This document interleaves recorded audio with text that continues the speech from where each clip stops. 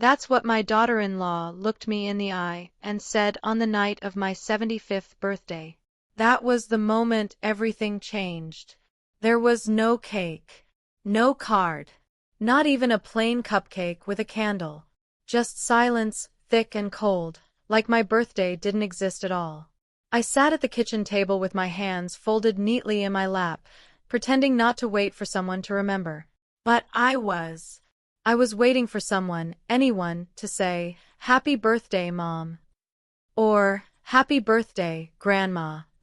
My son, David, sat across from me eating as if it were any other day. He didn't even glance in my direction. When I tried to catch his eyes, he reached for his phone instead, like I was invisible. Lena, his wife, scrolled through her own phone with a quiet smile, probably amused by some meme or celebrity gossip, completely unaware of the way I kept glancing at the clock, shifting in my seat, still hoping that maybe they hadn't forgotten. When I stood to serve the dinner I had made, Lena casually asked, "Is that all the chicken?" Not a thank you. Not a smile. Just a complaint. I had cooked that meal. I cooked every meal. They never thanked me. Never offered to help. David kept eating, head down, as if nothing about this day was different. When I asked if he wanted more potatoes, he replied, "No," flat and cold. After dinner, as I quietly began clearing the plates, I finally said aloud what had been aching inside me all evening, that everyone had forgotten what day it was. I waited, still even then, hoping they might suddenly realize, might say something kind, anything to show I mattered. That's when Lena dumped her barely touched food into the sink, turned to me, and said those 9 words that will stay burned into my chest forever. "You know, you have more than you deserve. Without us, you're nothing." She said it like she was commenting on the weather. Calm. Certain. Like it had been sitting on her tongue for years, just waiting to be spoken aloud. Her words hit like a slap I never saw coming. My hands froze midair, dish in one, sponge in the other. I stared at her, trying to process what I had just heard.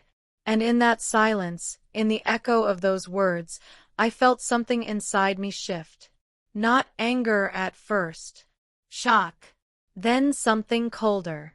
A knot formed in my stomach, heavy and hard, like a stone dropped into a well. More than I deserve? Was she talking about the tiny, windowless room they let me stay in? The glorified closet they cleared out and told me to make my own?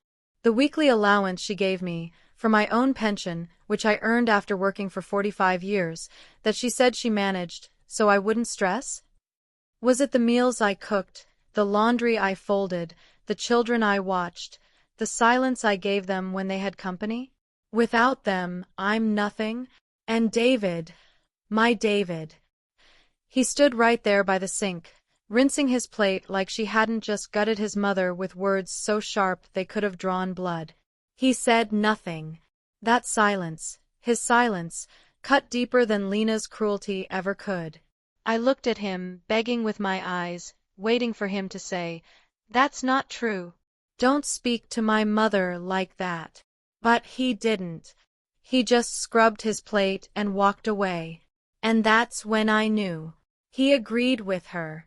I stood there in that cold kitchen, surrounded by the smell of food I made for people who no longer saw me, holding a sponge in one hand and a soiled plate in the other, feeling utterly and completely alone.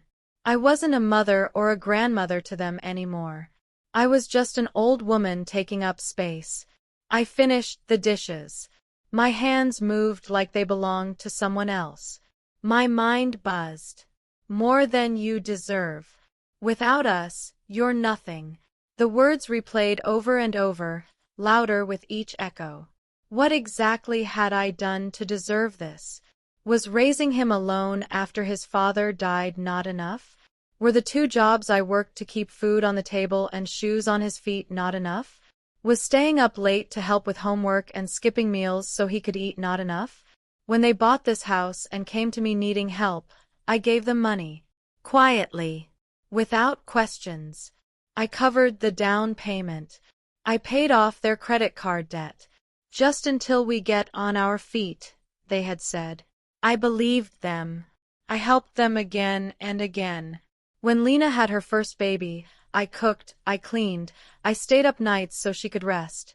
When David lost his job, I gave them money from the savings I had scraped together for my old age.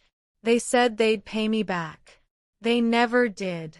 And now I was sleeping in a windowless closet and being told I was lucky to have it. That night, I sat on the edge of the bed in that little room, knees aching, back stiff, and stared at the blank wall. The same wall I had stared at when I first moved in, and they said, "Make yourself at home." It never felt like home. I looked at the photo of my late husband on the nightstand. I whispered, "Did we really raise them for this?" No tears came. I didn't have any left. My chest hurt, but I didn't move. Stillness felt safer than feeling anything at all. Later, I heard voices in the hallway. Lena's voice first. "She'll come around." Like I was a stubborn child. And David replied, "She always does." Like this was normal. Like my pain was a routine inconvenience they expected to pass. That's when the sickness started. Not a dramatic wave, but a slow, creeping rot in my stomach, like I'd swallowed something spoiled, and it was only now beginning to settle in. That night, I slept in my clothes. Shoes on. Light still on. Not because I planned it. I just couldn't move. Couldn't bring myself to care. But the next morning, I got up early. I packed a suitcase. Just the things that were truly mine. A few clothes, my photo albums, my wedding ring, a couple of letters from my sister. Nothing they had ever given me, because they never gave me anything, not even a birthday card. Not even a crayon drawing from the grandkids. Lena always said they were too busy. David always promised, "Next year." I gave them everything I had. They gave me silence. No one noticed me packing. David had already gone to work. Lena sat at the kitchen table, coffee in one hand, phone in the other. She didn't even look up as I walked past, suitcase in tow. But as I reached the door, she said, without lifting her eyes from the screen, "You'll come back." So sure. So smug. Like she owned me. I stopped for just a breath. I wanted to say something, to tell her what she had really done. But I had nothing left to say. Nothing left to give. I walked out the door. No one followed. No one asked where I was going. They didn't know they had already lost me. They didn't know what else they were about to lose. But they would. Very soon. It didn't all hit me at once. I didn't collapse in the street. I didn't cry or scream. No dramatic scene. It was slower than that. Like fog rolling into an empty house. Quiet. Thick. I sat in the bus station, coat pulled tight around my shoulders, suitcase at my feet. I must have looked like any other tired old woman waiting for a ride. But inside, something had cracked. Not shattered, just splintered like wood under too much pressure. Final. Quiet. And for the first time in decades, there was no one for me to take care of. No chores waiting. No child to make myself small for. I was just me. Margaret. A name I hadn't said aloud to myself in years. They made me believe I should be grateful for scraps. That I had to earn my place every day with silence, service, and invisibility. But now I remembered the truth. I raised a son. I held a family together. I gave and gave and gave. And they repaid me with cruelty, with silence, with a closet and a cold plate. You have more than you deserve. Without us, you're nothing. It wasn't just what Lena said, it was how she said it. With certainty. With ease. Like she'd believed it for a long time. But David's silence, that was worse. Silence has weight when it comes from the person you gave your whole life to. It says more than any insult ever could. As I waited for the bus, I remembered things I hadn't let myself think of in years. Like the time David was caught shoplifting when he was 16. I covered for him, went to the manager myself, paid for what he took. He cried in the car and said, "I'm sorry, Mom. I'll never do it again." And he didn't. But now, this silence, this betrayal, this was something else entirely. And this time, I wasn't going back. He never remembered that I saved him. Not once did he say thank you. I carried that silence with me through the years like an invisible bruise. I remembered when Lena had their second baby, how she insisted no one else come to the house. "Just you," she said. I thought it meant she trusted me. I slept on a creaky folding cot in the living room for 3 weeks, waking every 2 hours to rock the baby back to sleep. I fed her, changed her, held her tiny hands through the worst of her colic. But later, I overheard Lena on the phone with her sister. "It's just easier having someone clean up." Someone. Not Mom. Not mother-in-law. Not her name. Just someone. That's what I was to her. Not family, not even a person. Just help. I remembered their birthdays, each one planned weeks in advance. Balloons, candles, cakes I baked even when my knees screamed and my back throbbed. I hung the decorations, stood smiling for photos I was never in. My own birthday? Forgotten more than once. Or rushed through with a cold slice of store cake and a distracted, "Oh right, happy birthday." I remember the quiet things too, slipping grocery money onto the kitchen table when I saw their fridge was bare, paying the power bill behind their backs when I spotted the disconnection notice on the counter. David once said, must have been a mistake. I thought I paid that, never once asking if I had stepped in. I remembered when Lena got sick that brutal winter. I made her soup, changed her sweat-soaked sheets, kept the kids quiet so she could rest. She wouldn't even look me in the eye. "Make sure the kids get to school," was all she said. One by one, those moments built up like bricks. Not dramatic, not loud, but each one laid carefully, and over time, they became a wall. A wall I had unknowingly built around my own heart. I used to tell myself they were just tired, just busy, that they appreciated me somewhere deep down. But no, because appreciation shows up in action. And their actions told me something else entirely. They had made a choice again and again to see me not as a person with needs and feelings, but as a resource. A tool. Something useful, until I wasn't. That was the truth that finally shattered my denial. They tolerated me when I was helpful, ignored me when I needed something, dismissed me when I asked for the smallest kindness. Once, just once, I asked for an evening. Just dinner, no phones, no TV, just presents. Lena rolled her eyes. David sighed. The kids groaned. The entire night, they stared at their screens under the table while I sat quietly, pushing food around my plate. At the end of it, Lena said, "Well, at least she's happy now." I wasn't. I was humiliated. But I smiled anyway, because I'd learned that my sadness made them uncomfortable. And making them uncomfortable meant I'd be labeled dramatic, needy, ungrateful. One by one, those moments built up like bricks.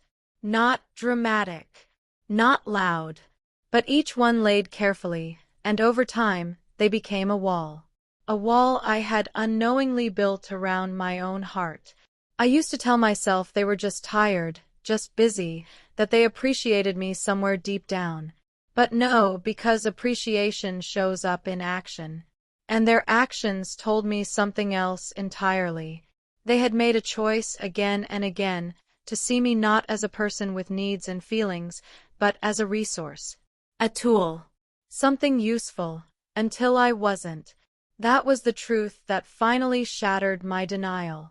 They tolerated me when I was helpful, ignored me when I needed something, dismissed me when I asked for the smallest kindness. Once, just once, I asked for an evening. Just dinner, no phones, no TV, just presents. Lena rolled her eyes. David sighed. The kids groaned. The entire night, they stared at their screens under the table while I sat quietly, pushing food around my plate. At the end of it, Lena said, "Well, at least she's happy now." I wasn't. I was humiliated. But I smiled anyway, because I'd learned that my sadness made them uncomfortable. And making them uncomfortable meant I'd be labeled dramatic. Needy. Ungrateful. Ungrateful. That word had become a curse, whispered at the edges of my existence. How could I be ungrateful when I lived in a closet with no windows? When my own money was rationed to me like a child's allowance? When my presence was framed as a burden, not a blessing? They said, "You're lucky to live here." Was I lucky? To sleep on a mattress older than their couch? To be talked over at dinner like I wasn't even there? To be told where I could hang my own things in a house I helped pay for? I remembered the day I tried to hang a family photo, just an old snapshot of my boys as toddlers. Lena glanced at it and said, "We don't really want to clutter the walls." Clutter. That's what my memories were to her. I took the frame back to my room in silence. That same afternoon, she hung a shiny framed print of a tree with all their names on it. Everyone's name, except mine. I remembered the time I asked to visit my sister, just a town away. "That's too far," David said. "We've got too much going on." 2 days later, they drove twice that distance to see Lena's friend for a weekend barbecue. It wasn't about time. It was about priorities. And I wasn't one. So I stayed quiet. I thought that being agreeable would make them love me. That if I gave more, they'd finally see me. But love given only when you're useful is not love at all. And visibility that depends on utility is not respect. I had spent years as a shadow present, but never truly seen. And now, sitting alone at that bus station, I finally saw it. I had been part of the problem. I let them forget I was a person. But I wouldn't let them do it anymore. I opened a small notebook from my purse, its cover soft with wear, and on a clean page, I started writing, not what I had lost, but what I had given. Paid down payment on their home. Paid off credit card debt, twice. Cared for their children for 5 years. Cooked every holiday meal. Cleaned the house weekly. Did everyone's laundry. Paid their electric bill 3 times. Gave them access to my pension. Never asked for rent. Covered car repairs. Canceled personal travel to babysit. Took care of Lena during both pregnancies. Bought school clothes. Paid for extracurriculars. Watched the dog every vacation. And at the bottom, I wrote, "Received nothing. No thank you.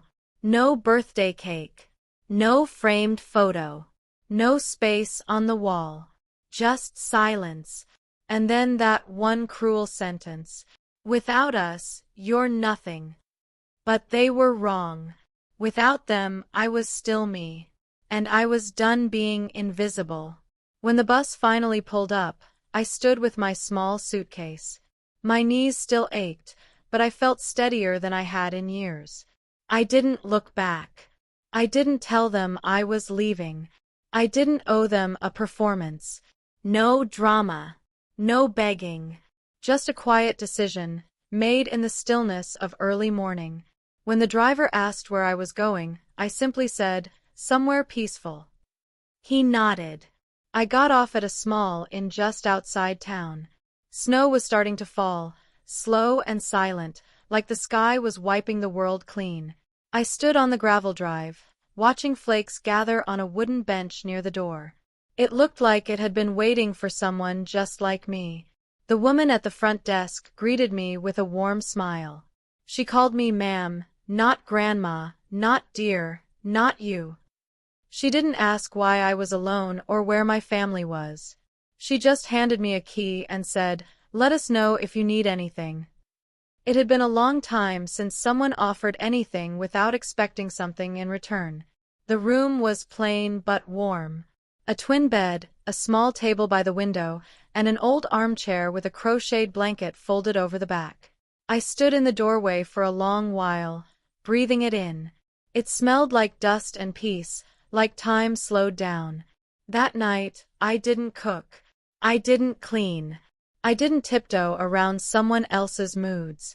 I sat by the window, tea in hand, and let the silence hold me without fear. For the first time in decades, I asked myself what I wanted, not what made their lives easier, but what I wanted. I wanted rest. I wanted space. I wanted dignity. And maybe, just maybe, I wanted them to feel the echo of what I'd taken with me. I didn't call. I didn't text. I didn't check my messages. Instead, I made a new list. This one wasn't about what I had given. It was about what I was taking back. Cancel monthly pension transfers. Remove David's name from my medical proxy. Contact lawyer about will and property. Transfer savings to a solo account. Visit my storage unit. Close the joint credit line. Each item was simple, but every step felt like I was reclaiming a piece of myself. The next morning, I started with the bank. The manager was young, maybe 30. He didn't question me, didn't lecture me. He smiled gently and said, "It's your money, Mrs. Hartley." And something in me cracked. I nearly cried, because no one had said that to me in years. Then I met with a lawyer named Diane. She was sharp and kind, the kind of woman who didn't blink when I told her how I'd signed the house over to David, how I'd given them access to everything I had. She looked me in the eye and said, "We can fix this." Not, "Why did you let this happen?" Not, "That's unfortunate." Just, "We can fix this." For the first time in months, I slept through the night. And I knew this was only the beginning. The new version of my life was cleaner, simpler, and, for the first time in years, fully my own. But just when I thought I had let go of everything, something unexpected happened. Diane and I were sorting through old documents when I stumbled across a letter, more specifically, the copy of the deed transfer from years ago when I signed the house over to David. I had written something on the back in my own handwriting, a note I had long forgotten. "In case something happens to me, at least David and the kids will have a roof." Seeing those words made me pause.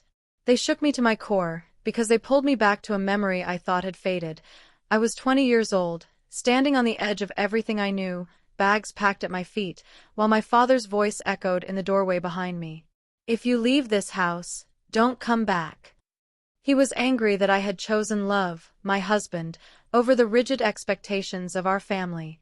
That night, I walked down the same gravel road I'd grown up on, tears in my eyes, fear in my chest, and never returned. And now, after building everything from nothing, I was feeling the exact same kind of abandonment, this time from my own son. Like my father before him, David had made me feel like I had no place unless I followed the rules. Like love could be withdrawn the moment I stepped out of line. I could have yelled. I could have demanded an apology. I could have sent that letter back to David with a circled note and scrawled beneath it, "Remember what I gave up for you." But I didn't. I chose silence, not because I was weak, but because I had finally realized that some lessons are only learned in the quiet. Days passed. I didn't hear from David or Lena. Not a single word. Not until the automatic pension transfer stopped. That was the trigger. 3 days later, David messaged me. Just one line, "Hey, I think something's wrong with the pension deposit. Can you check?" No greeting. No concern about where I was. Just money. I didn't respond. The next day came a longer message. "Are you okay? Lena says you left without saying anything. We're worried. The kids asked about you." But I knew better. I had lived with those kids for years. They barely looked up from their screens to say goodnight, and Lena had done everything in her power to make sure I stayed on the periphery of their lives. That message wasn't worry. It was guilt dressed in obligation. Then came the voicemail. David's voice softened, coated with concern, performing empathy like a well-rehearsed script. "Mom, we just want to know you're all right. If you need anything, please let us know." I sat on the bed and listened to it twice. Not once did he say he missed me. Not once did he say sorry. It was calculated kindness, words strung together to get me to reply, to make me step back into my role. But I didn't. Because the truth was, I no longer needed anything from them. They had already taken too much. And now they were starting to feel the weight of life without me. I imagined Lena calling the bank or suddenly realizing the fridge wasn't restocking itself. Maybe she tried to swipe the emergency fund card and found it had been declined. Because that's when the tone of the messages changed. They became shorter, sharper, colder. "You can't just disappear. This isn't fair. We've done so much for you." That last one made me laugh out loud. Done so much for me? What exactly had they done, other than remind me every day how inconvenient I was? What had they given, besides endless criticism, control, and conditions? So I let them sit in the silence they had created. I stayed at the little inn. I took walks in the snow, my boots crunching softly along the path, breathing in the stillness like a new kind of oxygen. I read the letters my husband had written me decades ago, the ones I had hidden away like sacred relics. In one, I found a line I had forgotten: "No matter what happens, make sure they respect you. Don't become someone's footnote." And there it was, as if he had written it for this exact moment. I called my sister, the one David always said was too opinionated, the one I hadn't seen in years because, somehow, she was always the inconvenient one. She cried when she heard my voice. "Come visit," she said. "Stay as long as you want." So I did. I packed up, paid my bill in cash, and boarded a bus that took me across the state line to her front porch. She met me with 2 cups of hot chocolate and a hug that lasted longer than I thought I could stand.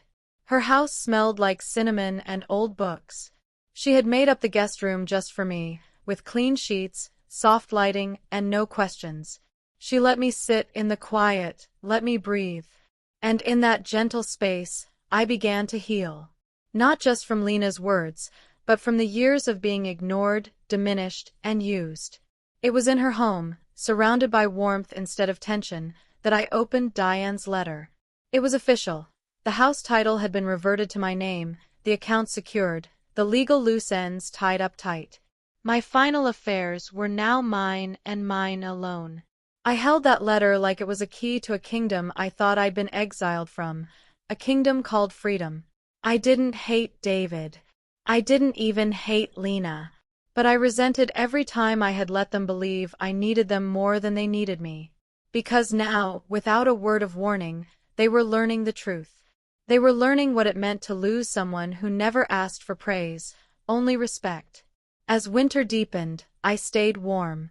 I read books late into the night. I knitted. I walked with my sister along frost-lined paths. I started to laugh again. Not polite chuckles, but real laughter, the kind that starts in your belly and bursts out before you can stop it. The kind I thought I'd forgotten how to make. And I watched, with a strange calm, as their messages slowed. Because eventually, silence becomes the answer. They were beginning to feel it. The absence. The space I used to fill with unseen effort. Maybe one day, they'd understand what they lost. But by then, it would be too late. They noticed my absence right around the time their comfort began to unravel. Not immediately, no. I imagine the first few days were easy. No extra dishes, no passive presence in the kitchen, no old woman rearranging the pantry or reminding them of things they wanted to forget. But then the cracks began to show. I received a voicemail from Lena. Her voice was thin, clipped, impatient. "We can't find the password to the school account. Did you write it down somewhere?" No greeting. No apology. Just another request, another expectation. And I realized that even in my absence, I was still being seen as a function, not a person. I didn't respond. And that That was the beginning of a new kind of peace. The next message came the day after. David's having trouble with the mortgage payment. Can you check your end? My end. That's how she put it. As if I were still part of their machinery. As if I remained the silent power source keeping their lives running. I imagine it finally sank in when the automated grocery order failed. That I wasn't just gone. I had flipped every switch they never even realized I controlled. The silence that followed wasn't avoidance. It was my first real answer. At my sister's place, time slowed. I watched birds peck at the frozen yard, wrapped gifts with no recipients, just for the soft crinkle of tissue paper. The quiet didn't frighten me. It cradled me. But I won't pretend it didn't hurt. I checked my messages once or twice a week. I didn't reply, but I read every word like I was measuring the depth of their unraveling. The kids are upset. They miss you. I didn't mean what I said. You're blowing this out of proportion. Each line laid another brick in the wall they were now stuck behind. But still, not one apology. Not one message that simply said, "We didn't treat you right." The closest they got was David's text, "We didn't realize how much you did." That one made me pause. I read it twice. I wanted to cry. I wanted to type back, "That's the problem. You never realized." But I didn't, because some truths have to echo in the silence.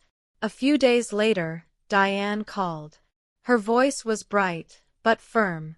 "Just so you know," she said, "the transfer of the deed has been contested. They filed a claim." Of course they did. "Will it hold?" I asked. "Not with the paper trail we've built," she said. "Let them try." That phrase became my anthem. Let them try. The angry messages started coming fast. Lena left 5 voicemails in a single day. 1 measured, 3 bitter, 1 full of screaming. "You abandoned your family. You think this is a lesson? It's just selfishness. Elder spite. That's what this is." And then David called. I didn't answer, but his voicemail hit like a blow. "How could you do this to your own son? I gave up so much for this family. And you repay us by humiliating us in court? You want to ruin us? Fine. Just say it." Later that night, my cousin Mary, someone I hadn't spoken to in years, called. Her voice was low, hesitant. "They're telling people you've lost your mind. That someone must be manipulating you." Manipulating me.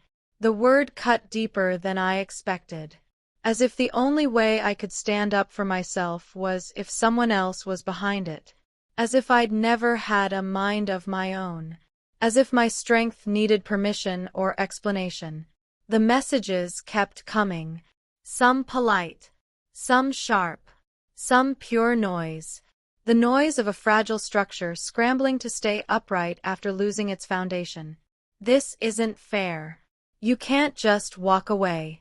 You left us with bills, with chaos. You left us in the middle of everything.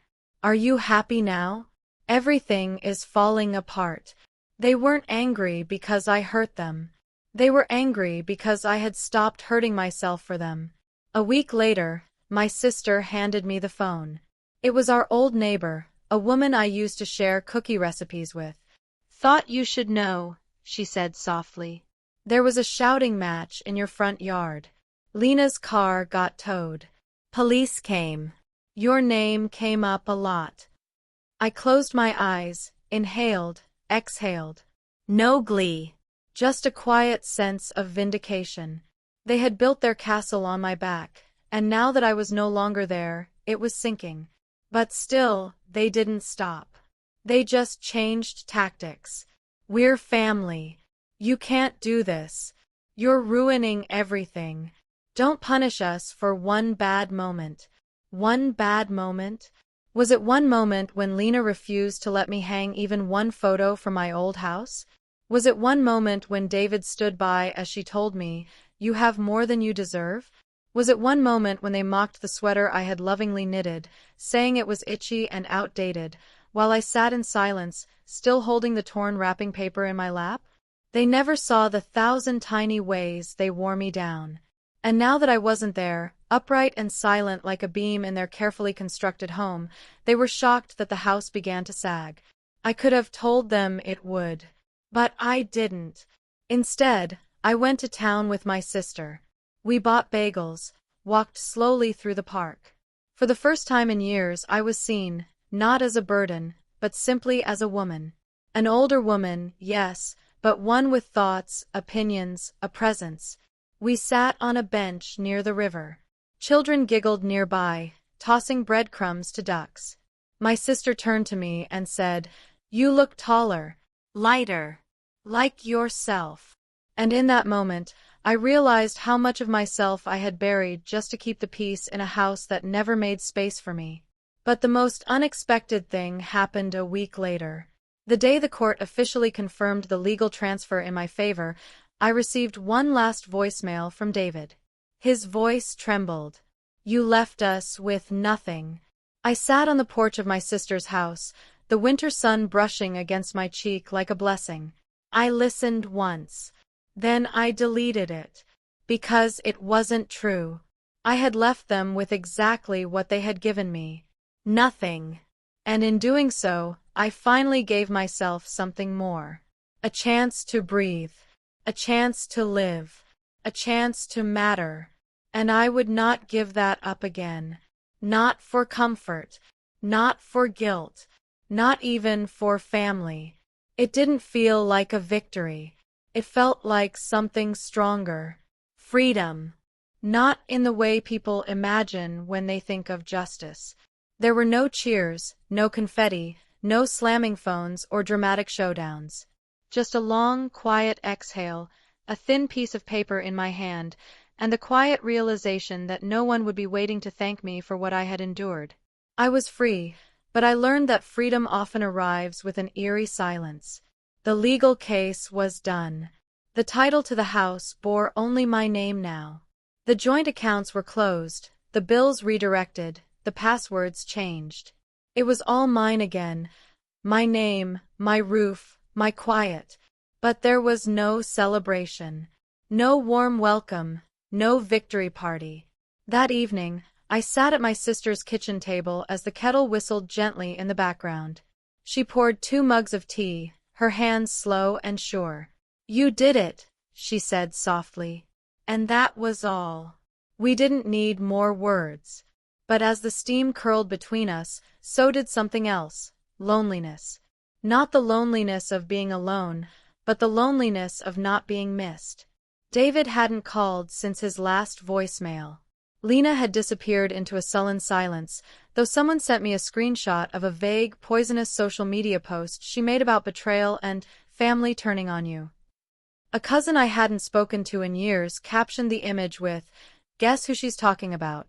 I didn't reply. I didn't need to. I already knew. The days that followed were filled with practicalities, closing accounts, organizing files, changing addresses. But each task brought with it little echoes of the life I'd surrendered. I found old receipts for birthday gifts never unwrapped. Letters I wrote but never sent. Grocery lists filled with their favorite snacks, bought on weeks I couldn't afford my own. Each forgotten item, each fading scrap of paper, stood as quiet testimony to how much I had given and how little they had noticed. My sister's friend, Clara, a retired schoolteacher with a kind face and a habit of bringing lemon bars, stopped by often. One afternoon, she asked me a question that caught me off guard. "What did you love," she said, "before you became someone else's everything?" I blinked. "Reading," I said slowly. "Music. I used to play piano." She smiled gently. "Do you still?" I shook my head. "No one ever asked me to." Her voice was kind but firm. "That doesn't mean you should have stopped." That night, I found an old music book tucked deep in my suitcase, pages curled at the edges like memory itself. I didn't play, but I left it on the windowsill, ready, at least, to remember. And then, one morning, a letter arrived, not from David or Lena, but from Beth, the young librarian back in my old neighborhood.